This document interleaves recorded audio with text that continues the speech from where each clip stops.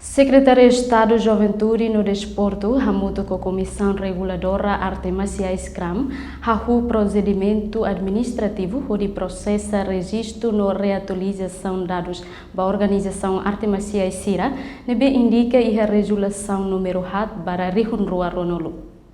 Oitavo Governo Constitucional des Letinan Rihunrua Ronulu hasai resolução número 8 para Rihunrua Ronulu, nebe revoga resolução número sanulu racing nen para Rihunrua sanulu racing tolu com a instituição Grupo Arte Marciais. Ihatinan Rihunrua Ronulu CZD hamutu kokram halo procedimento administrativo ba Grupo Arte Marciais hanesang PHT IKS no Korka. Octavio da Conceição Presidente Kram hateteng Grupo Arte Marciais tolu ne hetang ona sirania legalidade iha Ministério de Justiça nebe publica sai ona iha Jornada República. Organização tolunemos iha ona legalidade atu halau sirania atividade prática, treinamento com formação iha Timor-Leste. Também Comissão Reguladora Artes Marciais publica sai segunda diretiva. Organização tolu PSAT, Korka, no IKS, bele hetang ona sirania legalidade iha Ministério da Justiça, nebe publica sai onamos iha Jornal da República.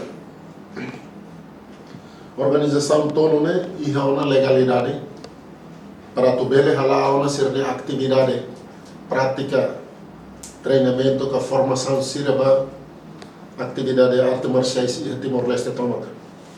Tamane maki tina nidane mos maka Comissão Reguladora Arte Marciais publica sai segunda diretiva, que a diretiva Badalarua Leo Russi despacho homologação Socialista Secretário de Estado Juventude no Desporto Engenheiro Abraham Saldanha Nier deve publica e a Jornal da República